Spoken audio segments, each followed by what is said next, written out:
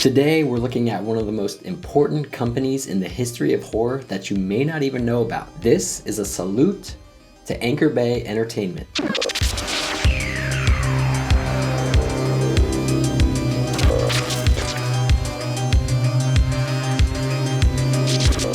It may be hard to believe for the youngsters out there, but every horror movie wasn't always readily available. Even the classics. There was a time when you couldn't pull up a streaming platform and have whatever you wanted to watch instantly. There was a time when you couldn't always find pristine 4K Blu-rays of obscure horror movies ready to purchase. There was a time when there wasn't multiple companies dedicated to preserving horror movies on physical media. In the late 90s and early 2000s, there was one company that dove headfirst into keeping the good, the bad, and the forgotten of the horror genre alive. That company was Anchor Bay Entertainment. Anchor Bay formed in 1995 out of a split between Video Treasures and Star Maker Entertainment.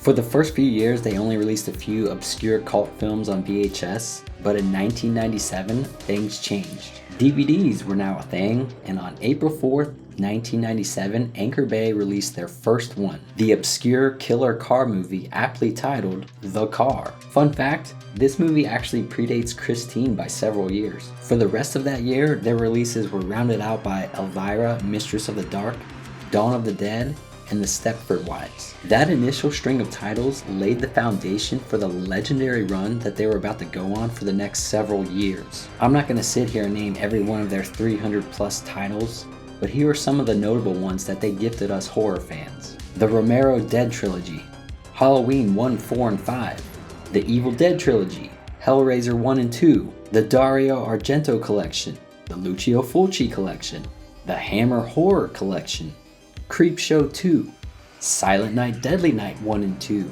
The Hills Have Eyes, Hell Night, Night of the Demons, the Sleepaway Camp Trilogy, Prom Night, and many, many more. Now, most, if not all of these had been previously released on VHS at some point, but available on VHS in 1995 and available in 2002 were two totally different things. By the early 2000s, a lot of those VHS tapes were long out of print. If you wanted, say, a copy of Hell Night or Night of the Demons, you weren't walking into a store and grabbing one off the shelf. You were digging through used bins hoping to find one or scouring eBay.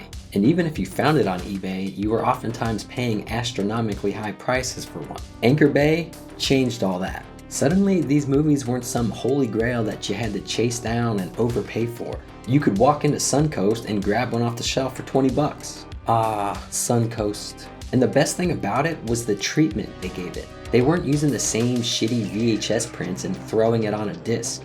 These were new, high-quality transfers with special features that nobody had ever seen before. Commentary tracks, retrospective documentaries, behind-the-scenes footage. For aspiring filmmakers like myself, that was some of the best film school you could ever have. And for regular fans, that level of insight into the production was like entering a whole new world. And let's not forget the packaging. A lot of the packaging design for their special editions was really cool and unique. Like this one, for the Halloween 30th anniversary box set. It comes with a freaking replica Myers mask. And best of all, some of these releases were the uncensored or director's cut versions that had never been seen before. These were versions of the movies that fans had straight up never had available to them. Instead of reading about what was cut out on the IMDb trivia page, you could watch it in its full uncut glory. That was the ultimate treat for horror fans. But Anchor Bay wasn't just a home for old horror.